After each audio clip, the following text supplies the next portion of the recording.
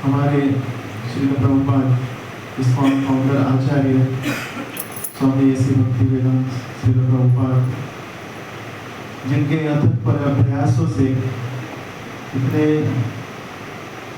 बहुत सारे संघर्षों के पश्चात उन्होंने एक ऐसा आंदोलन खड़ा किया जिसके छत्र छाया में आज हम यहाँ पर बैठे हुए हैं। और कहा जाता है कि हमें जब कोई वस्तु बनाई हुई दिखाई देती है तो हमको उसके पीछे का संघर्ष नहीं दिखाई देता, हमको लगता है ये सब पहले से ही ऐसा है। लेकिन अगर हम देखेंगे तो प्रभुपाद जी के संघर्षों से तो हमें पता चलेगा कि प्रभुपाद जी ने ये इस्कॉन संस्था बनाने के लिए कितना परिश्रम किया। आज हमें वो चीज़ रेडीमेड मिला हुआ है, हम उसका प्रयोग कर रहे हैं सिर्फ, लेकिन इसके पीछे संघर्ष कितना हुआ है प्रभुपाद जी का, हम थोड़ा उसके ऊपर आज चर्चा करेंगे और प्रभुपाद जी से प्रार्थना करेंगे कि हम उतना संघर्ष तो शायद नहीं कर पाए, लेकिन आप अगर कृपा करेंगे तो शायद प्रभुपाद जी कहते थे कि ये जो मूवमेंट है, ये मूवमेंट बहुत ही सात्विक है और इस सात्विक मूवमेंट को चलाने के लिए हमें भी सात्विक बनना पड़ेगा। अगर हम शुद्ध शब्दों में नहीं आएंगे तो कहीं न कहीं कुछ ना कुछ मिलावट होगी। इस कारण से प्रभुपाद जी बहुत नियम बनाए हुए थे। बाकी संस्थाओं में ऐसे नियम नहीं होते हैं, सब अपनी मर्जी से अपना कार्य करते हैं, पर प्रभुपाद जी ने बहुत सारे नियम बनाए थे और सभी के लिए थे। प्रभुपाद जी उस नियम को स्वयं भी फॉलो करते थे। हम कभी कभी देखते हैं कि जो नियम बनाने वाला होता है वो शायद उस नियम का पालन नहीं करता है, पर प्रभुपाद जी उस नियम का पालन स्वयं खुद करते थे। चाहे वो मंगल आरती में उठना है, श्रीमद् भागवत की कक्षा में बैठना है, 16 राउंड जपा करना है एक जगह पर बैठकर और केवल महाप्रसाद ही खाना है, ये दूसरों को बताते थे और स्वयं भी वो खुद करते थे। डेटी वर्शिप के लिए प्रभुपाद जी बहुत स्ट्रिक्ट रहते थे। भगवान की जो अल्टर की जो सेवा है, प्रभुपाद जी कहते थे ये बहुत ही सावधानी से करना चाहिए और वो खुद पोस्ट करके दिखाते थे। तो purity is the force, Prabhupada ji कहते थे शुद्धता में ही आपको शक्ति मिलेगी और हमें कहीं न कहीं उस प्रोसेस में लगना होगा। हम सब जानते हैं कि श्रील प्रभुपाद जब यहाँ से अमेरिका गए 69 के एज में, उस अवस्था में तो कोई व्यक्ति कहीं से हिलना नहीं चाहेगा, अपने घर से बाहर नहीं निकलना चाहता। ऐसे समय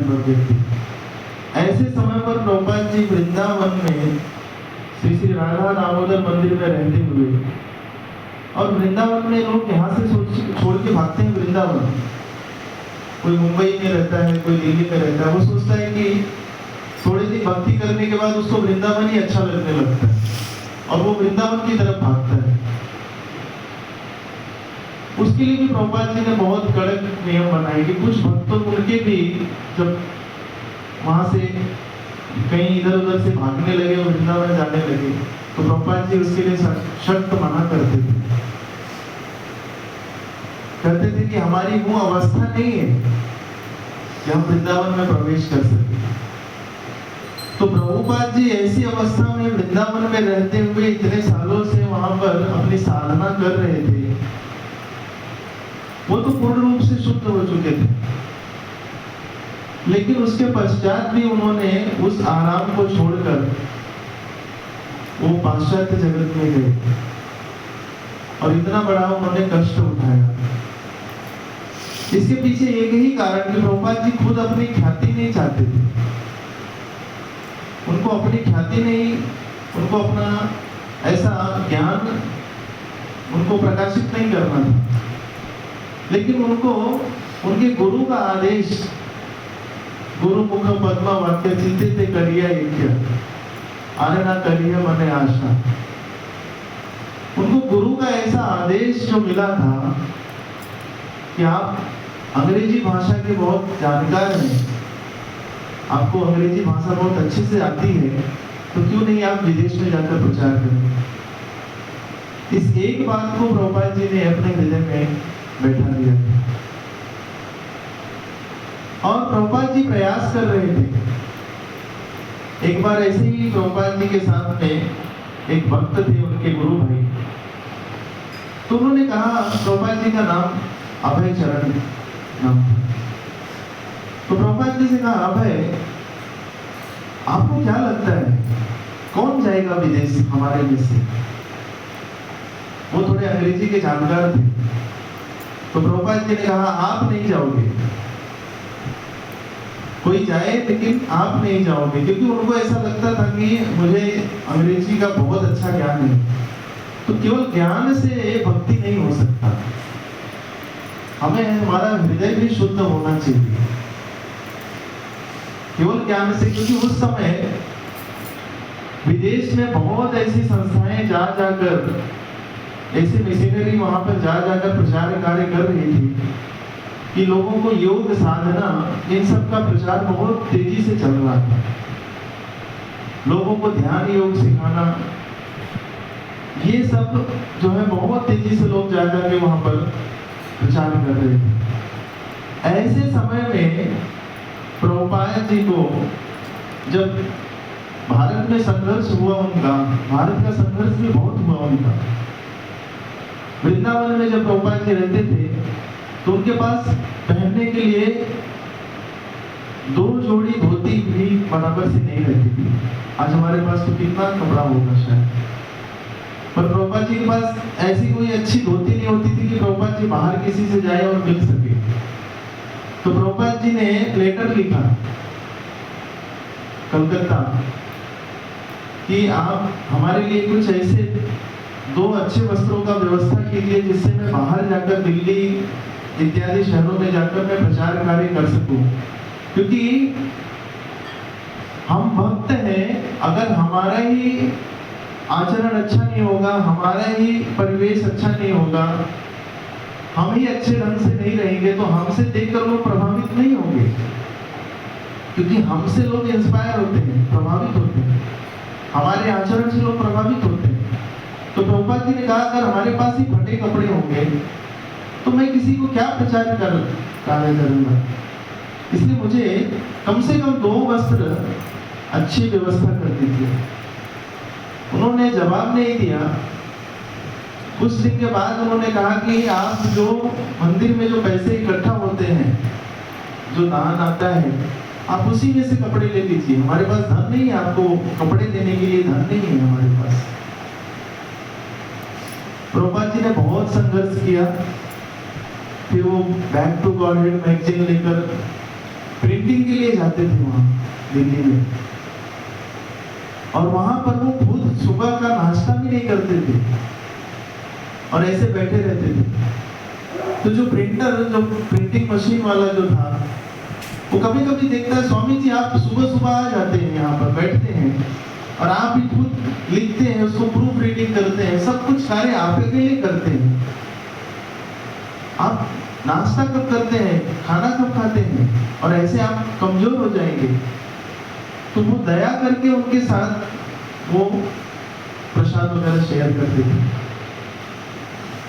और कहते थे, आप अकेला नहीं कर पाओगे ये काम, ये अकेले का काम नहीं है, आप इसको छोड़ दीजिए, बंद कर दीजिए इसको। प्रभुपाद जी कहते थे, नहीं, मैं इसे बंद नहीं कर सकता। देखिए प्रभुपाद जी का डिटर्मिनेशन, उनकी इच्छा, दृढ़ संकल्प कितना ज्यादा है। तो प्रभुपाद जी इतने बड़े अपने ऊपर बोझ को लेकर जा रहे हैं, जो कि सच में अकेला कार्य नहीं है। कोई भी संस्था को चलाने के लिए एक व्यक्ति संस्था नहीं चला सकता, उसके लिए सबका सहयोग चाहिए। तो प्रभुपाद जी के पास तो कोई सहयोग नहीं है, कोई मैन पावर नहीं है, कोई रिसोर्स नहीं है, पैसा भी नहीं है। एक बार चलो मैन पावर नहीं है, कोई रिसोर्स नहीं है, धन होने के बाद व्यक्ति सोचता है मैं सब कार्य कर लूंगा, उनके पास वो भी नहीं है। फिर भी प्रभुपाद जी का संकल्प देखिए कितना ज्यादा है कि वो नहीं छोड़ रहे हैं। कई बार आप जानते हैं कि उत्तर भारत में गर्मी बहुत ज़्यादा पड़ती है। इतनी गर्मी होने के बाद प्रभुपाद जी कभी कभी सड़क पर चक्कर खा के गिर जाते थे। एक बार तो एक गाय ने उनको सींग मार दी थी, उनको चोट आ गया था। क्योंकि कभी कभी भूखे प्यासे ऐसे सड़क पे घूमते घूमते उनको चक्कर आ जाता था। और इतना संघर्ष कि आप जानते हैं, इसके बाद जब यहाँ से निकले अमेरिका के लिए, तो कितना संघर्ष उनको करना पड़ा। अमेरिका का जाने के लिए उनके पास धन नहीं था। तो श्रीमती मोरारजी देसाई से उन्होंने विनती की कि मुझे आप एक अपने जो कार्गो शिप, जो उसको पानी का जहाज कहा जाता है, आप मेरे लिए वहां पर व्यवस्था कीजिए। उन्होंने भी बहुत ज्यादा ध्यान नहीं दिया इसके ऊपर। उन्होंने सोचा ऐसे तो बहुत लोग आते हैं मेरे पास धन मांगने के लिए, लेकिन ठीक है, ये थोड़े दिन के बाद चले जाएंगे वापस। प्रभुपाद जी हिले नहीं वहां से। प्रभुपाद जी सीढ़ी पर बैठते थे, वहां पर हरे कृष्णा महामंत्र का जप करते थे। और जब कोई सिक्योरिटी या कोई उनका आदमी देखता था कि ये स्वामी जी यहाँ पर बैठे ही रहते हैं, यहाँ से जाते नहीं है, तो उन्होंने श्रीमती मोरारजी देसाई को बोला कि आपने उनको कहा जाने के लिए, पर वो गए नहीं, वो यहीं पर बैठे हैं और रोज आकर यहाँ पर बैठते हैं, आप उनसे एक बार मिल लीजिए। तब मोरारजी देसाई ने प्रभुपाद जी को बुलाया और उन्होंने कहा, आप क्या चाहते हैं मुझसे? उन्होंने कहा कि आप मेरे लिए केवल एक बार जलदूत से व्यवस्था कर दीजिए मुझे अमेरिका जाने के लिए। मोरारजी देसाई ने समझाया कि देखिए, ये यात्रा इतनी आसान नहीं है। हम वहां पर सी सिकनेस हो सकता है, यानी पानी में कभी कभी जो लोग नहीं रहते, हम लोग पानी में नहीं रहते, हम लोग जमीन पर रहते हैं, तो पानी में रहने की आदत नहीं है हमारी। अगर कोई अगर अचानक से पानी में उसको अगर रहना पड़े 1 2 दिन 4 दिन, तो उसको वैसे कुछ बीमारी जैसा हो जाता है, सी सिकनेस बोलते हैं उसको। तो आप नहीं जा सकते, आप इस उम्र में आप इतनी लंबी यात्रा करेंगे, लगभग 1 महीने की यात्रा होगी, आप नहीं जा सकते। आप इतना बड़ा आप ये मत उठाइए, खतरा मत उठाइए। प्रभुपाद जी ने कहा, उसकी चिंता आप मत कीजिए, मुझे कुछ नहीं होगा, आप मेरे जाने का व्यवस्था कीजिए। प्रभुपाद जी उनको मजबूर कर दिए। देखिए, भक्ति में इतनी शक्ति होती है। प्रभुपाद जी के पास कोई ऐसा राजनीतिक ऐसा कुछ भी इनके पास ऐसा नहीं था कि कहीं से कोई व्यवस्था करते। प्रभुपाद जी ने बहुत सहयोग मांगा था सबसे। उस समय हमारे जो नेता थे, राजनेता थे, सबसे सहयोग मांगा था प्रभुपाद जी ने। दिल्ली में जितने मंत्री थे, सबसे सहयोग मांगा था, पर किसी ने कुछ सहयोग नहीं दिया। प्रभुपाद जी को सब जगह से निराशा मिली, फिर भी प्रभुपाद जी ने हार नहीं मानी। हम सोचते हैं 1 2 जगह हमको कुछ सपोर्ट नहीं मिलता, फिर हम हार मान लेते हैं, बोलते आप कुछ नहीं होगा, अब चुपचाप बैठ जाओ। फिर भी प्रभुपाद जी प्रयास में लगे रहे। तो श्रीमती मोरारजी देसाई ने अंत में उनको जलदूत से जाने का परमिशन दे दिया। और आप सब जानते हैं कि जलदूत में जब जा रहे थे तो उनको 2 बार अटैक आया, उनको हृदय का आघात हुआ। उसके पश्चात भी वहां पर जो पांड्या थे, जो कैप्टन, उन्होंने कहा, प्रभुपाद आप यहाँ से चले जाइए वापस, क्योंकि आगे और तूफान है और उसमें आपको शायद प्रॉब्लम हो सकती है। प्रभुपाद जी ने कहा, मैं वापस जाने के लिए नहीं आया, मुझे जाना है। प्रभुपाद जी का दृढ़ निश्चय देखकर पांड्या ने कहा, ठीक है चलिए। और सबसे बड़ी ताज्जुब की बात यह है कि जिस जगह पर इतना चक्रवाती तूफान आता था, जब प्रभुपाद जी जहाज से जा रहे थे, तो पांड्या ने कहा कि आज तक का ये मेरा इतिहास में कम से कम मैंने 10 से 12 बार मैंने यात्रा की है, बिना तूफान के यहाँ पर मेरी यात्रा हुई नहीं है। यहाँ पे बहुत समस्या उत्पन्न होती है, मगर पहली बार ऐसा हुआ है कि यहाँ पर इतनी शांति से हमारी जहाज जा रही है। तो प्रभुपाद जी ने प्रार्थना किया था भगवान श्री कृष्ण और श्रीमती राधा रानी से, क्योंकि प्रभुपाद जी को जब 2 बार अटैक आया तो उनको ऐसा लगा, क्योंकि तीसरी बार अटैक में आदमी फिर बचता नहीं है। तो भगवान ने उनको आश्वासन दिया कि आप चिंता मत कीजिए, आप आराम से जाएंगे। यहां तक तो संघर्ष ठीक था। प्रभुपाद जी जब पहुंच गए अमेरिका में, पहुंचने के बाद तो उनको समझ में नहीं आ रहा था कि कहां जाए, क्योंकि हमें कहीं पे जाने से पहले हम किसी का पता लेते हैं। हमको ईस्ट जाना है, वेस्ट जाना है, साउथ जाना है, नॉर्थ जाना है, उनको कुछ भी नहीं पता जाना कहाँ है। तो प्रभुपाद जी अग्रवाल जी के एक संपर्क में थे, वहां पर कहीं से संपर्क लेकर वो गए, तो वहां पर एक साहिली माता जी रहती थी, वहां पर कुछ दिन के लिए रुके। और वहां की भी स्थिति आप देखिए, क्योंकि पाश्चात्य जगत में तो जिस नियम का हम यहाँ पालन करते हैं उस नियम को तो वहां पर रोज तोड़ा जाता है। जो प्रभुपाद जी ने 4 नियम बनाए, वो 4 नियम तो वो रोज तोड़ते हैं, उनके लिए वो नियम है ही नहीं कुछ, ये केवल यहाँ के लिए। तो साहेली माता जी के यहाँ पर जब रुके तो वो भी एक्चुअली जो उनके जो पति थे वो तो भारतीय थे, लेकिन उन्होंने विदेशी महिला से शादी की थी, तो उनका संस्कृति भी अलग ही था। उनके घर में लोग आते थे, लोग शराब पीते थे, सिगरेट पीते थे, नॉनवेज खाते थे। ऐसी ही स्थिति में भी प्रभुपाद जी वहां रह रहे थे। और प्रभुपाद जी जिस फ्रिज में वो अपना चिकन रखती थी, यानी मांस रखती थी, उसी में फ्रिज में प्रभुपाद जी अपना आलू बॉईल करके रखते थे। क्या कर सकते हैं, हमारी जो स्थिति ऐसी होती है, कभी कभी इतना क्लैशेस हो जाता है कि हमको लगता है कि बस अब हम नहीं कर सकते कुछ, लेकिन प्रभुपाद जी उस स्थिति को भी सहन कर रहे हैं। तो वैष्णव के 26 गुण में से अगर देखा जाए तो प्रभुपाद जी के अंदर वो सारे गुण थे। सहनशीलता हो, विनम्रता हो, प्रेम का भाव हो, सब कुछ जो है प्रभुपाद जी के अंदर हम देख सकते हैं। प्रभुपाद जी एक ही ऐसे व्यक्ति हैं जो मल्टी टैलेंटेड थे।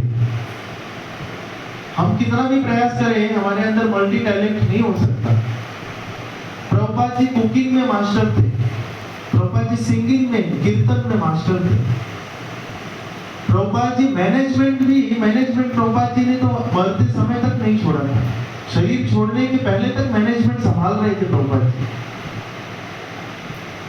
उस समय तक प्रभुपाद जी कहते थे अब सब आप लोग अपनी अपनी जिम्मेदारी उठाओ। कोई मैनेजमेंट संभालने के लिए तैयार नहीं होता था। सारी समस्याओं को लेकर प्रभुपाद जी के पास आते थे और प्रभुपाद जी सब समस्याओं का समाधान करते थे। चाहे वो मैनेजमेंट इशू हो, चाहे भक्तों के बीच में कुछ क्लैशेस हो, चाहे कोई लैंड का कोई इशू हो, इतने सारे संघर्ष में उस समय हम सब जानते हैं जुहू और वृंदावन और मायापुर, ये 3 बड़े प्रोजेक्ट जो थे प्रभुपाद जी के समय। ऐसे तो प्रभुपाद जी ने 100 से ज्यादा मंदिरों का स्थापना किया, लेकिन आज इस्कॉन पूरे विश्व में 800 से भी ज्यादा मंदिर हैं। लेकिन उस समय का जो संघर्ष प्रभुपाद जी का था, वृंदावन में भी संघर्ष, जुहू मुंबई का संघर्ष और मायापुर का संघर्ष, ये प्रभुपाद जी के लिए बहुत चिंता का विषय था। प्रभुपाद जी बहुत चिंतित रहते थे। वृंदावन का ओपनिंग कितनी बार टल गया, क्योंकि उस समय गवर्नमेंट सीमेंट इत्यादि का जो सप्लाई नहीं दे रहा था, जिसके कारण मंदिर बहुत स्लो, मंदिर का काम जो था बहुत स्लो चल रहा था। प्रभुपाद जी को उस समय मलेरिया हुआ था, इतना फीवर था, इतना बुखार था, उनको वो उठ नहीं सकते थे अपने बिस्तर से। लेकिन जब उनके भक्तों ने कहा कि यहाँ पर एक मेयर आए हुए हैं दिल्ली से और प्रभुपाद जी अगर उनसे मिलेंगे तो शायद हमारा वो सीमेंट का जो प्रॉब्लम है वो सॉल्व हो जाएगा। शायद उनके हेल्प से हमें सीमेंट मिल सकता है, क्योंकि उस समय सीमेंट किसी को नहीं मिलता था, बैन हुआ था। तो प्रभुपाद जी तुरंत कहे कि उनको बुलाइए, उनको इनवाइट कीजिए, मैं उनसे मिलूंगा। सारे भक्त को बोले कि प्रभुपाद आपकी स्थिति ठीक नहीं है, आप बिस्तर से उठ नहीं सकते, आप उनके साथ कैसे मिलेंगे? प्रभुपाद जी ने कहा उसकी चिंता मत करो, उनको इनवाइट करो। और सब भक्त मिलकर उनके इनविटेशन के लिए प्रसाद वगैरह बनाने लगे। वो आए, प्रभुपाद जी मिले उनसे। प्रभुपाद जी उनसे आधे घंटे तक उनसे ये सब इश्यूज को बता रहे थे, क्या समस्याएं हैं, हमारा मंदिर निर्माण कैसे हो रहा है। इतने प्रसन्न हुए, उन्होंने कहा कि मैं आपको सीमेंट देने के लिए तैयार हूँ, स्वामी जी आप चिंता मत कीजिए। और जब वो चले गए तो प्रभुपाद जी तुरंत आए और अपने बिस्तर पे सो गए। और जब भक्तों ने देखा तो प्रभुपाद जी को एकदम हाई टेम्परेचर, उनका पूरा शरीर जल रहा है। सब भक्तों ने कहा प्रभुपाद आपकी तबीयत बहुत खराब है। प्रभुपाद जी ने कहा नहीं, अभी ठीक हो जाएगी, मेरी चिंता दूर हो गई, क्योंकि अभी सीमेंट मिल जाएगा, अब मेरी तबीयत ठीक हो जाएगी। प्रभुपाद जी अपने स्वास्थ्य के बारे में इतने चिंतित नहीं होते थे जितना उनको चिंता होती थी कि उनके मंदिर कैसे निर्माण होंगे, उनके भक्तों का समूह कैसे बढ़ेगा, प्रचार कार्य कैसे बढ़ेगा। जब भी बीमार होते थे तो प्रभुपाद जी एक बात कहते थे, सभी मंदिर में कीर्तन करवाओ। मेरी सबसे बड़ी मेडिसिन यही है कि आप सब अगर अच्छे से कीर्तन करोगे तो मैं ठीक हो जाऊंगा। प्रभुपाद जी कहते कोई भौतिक दवाई मुझे ठीक नहीं कर सकती। बोलते ये लोग मार देंगे, मैं जीवित हूँ, ये लोग इस तरह से ट्रीटमेंट करते हैं कि ये लोग मुझे जिंदा मार देंगे। एक बार तो विदेश की किसी हॉस्पिटल में प्रभुपाद जी एडमिट थे, उस समय का स्वास्थ्य बहुत खराब हो चुका था। तो देखा तो डॉक्टर उनको एक इंजेक्शन, दो इंजेक्शन, इस तरह से इंजेक्शन पे इंजेक्शन लगा रहे हैं। प्रभुपाद जी अपने शिष्यों को बोले यहाँ से मुझे जल्दी लेके चलो, ये लोग मुझे मार देंगे। शिष्य लोग बोले लेकिन हम लेके नहीं जा सकते आपको, यहाँ पर बिना उनके परमिशन के हम लेके बाहर नहीं जा सकते। प्रभुपाद जी ने कहा किसी भी हालत में यहाँ से लेके चलो, नहीं तो मैं जिंदा नहीं बचूंगा। सब भक्तों ने उनको ऐसा बेडशीट में ऐसा पूरी तरह से जैसे गठरी की तरह लपेटा और लेके वहां से भागे। सब पीछे पीछे स्टाफ भाग रहे, डॉक्टर भी भाग रहे, लेकिन वो लोग भक्त लोग सब भाग के लेके गए प्रभुपाद जी, और प्रभुपाद जी की सेवा की और प्रभुपाद जी ठीक हो गए। प्रभुपाद जी जब वहां से निकले तो उनको पता नहीं था अभी किस दिशा में जाकर क्या प्रचार कार्य शुरू करें। तो वहां से एक एकदम जो गंदी बस्ती जिसको कहते हैं, जो झोपड़ी झुकी रहती है, जो जैसे हमारे मुंबई में धारावी जैसा एरिया, जिस जहाँ पर एकदम गंदा स्थान है, जहाँ पे कोई रहना नहीं चाहिए। कुछ ऐसे वर्ग के लोग रहते हैं जो वहाँ रहते हैं, बाकी कोई सभ्य व्यक्ति वहाँ नहीं रह सकता। प्रभुपाद जी वहाँ पहुँचे क्योंकि वहाँ पर सब हिप्पी लोग नशा करते थे और ऐसे ही नग्न अवस्था में वहाँ पे सोए रहते थे। वहाँ पर जब रुके प्रभुपाद जी, वहाँ पर एक व्यक्ति के साथ उन्होंने कमरा साझा किया और वहाँ पर प्रभुपाद जी थोड़े समय के लिए रहे। जिस व्यक्ति के साथ वो रहते थे वो थोड़ा सा सभ्य हो रहा था, प्रभुपाद जी की सेवा कर रहा था, सभ्य बन रहा था। प्रभुपाद जी को ऐसी आशा थी कि मैं इस व्यक्ति को भारत लेके जाऊंगा और फिर प्रचार कार्य शुरू करूंगा भारत में जाकर। एक दिन वो व्यक्ति आया और इतना ज्यादा नशे में था कि प्रभुपाद जी के सामने आके आंख लाल कर करके बहुत जोर जोर से बड़बड़ाने लगा, गुस्से में बहुत बात करने लगा प्रभुपाद जी से। प्रभुपाद जी डर गए, लेकिन ये व्यक्ति कुछ भी कर सकता है क्योंकि वो अपने होश में नहीं है, वो नशे में है। प्रभुपाद जी ने कुछ भी सामान ले लिया और वहां से निकल पड़े। वहां से निकल के उनको समझ भी नहीं आया, अभी रात और वो भी शाम का समय था। हमारे भारत में तो शाम को भी कहीं निकलेंगे, कोई अकेला व्यक्ति दिखेगा तो कोई पूछेगा अभी आप कहाँ जा रहे हो। बूढ़ा व्यक्ति रहेगा तो सब निश्चित रूप से पूछते हैं, पर वहां तो कोई कोई पूछने वाला नहीं है। वहां पे तो चोर उचक्के हैं, मार के जो कुछ होगा आपका छीन ले। प्रभुपाद जी ने सोचा भी नहीं कि अभी मेरे साथ क्या होगा, वो निकल पड़े। लेकिन भगवान हर समय, भगवान उनका साथ दे रहे हैं।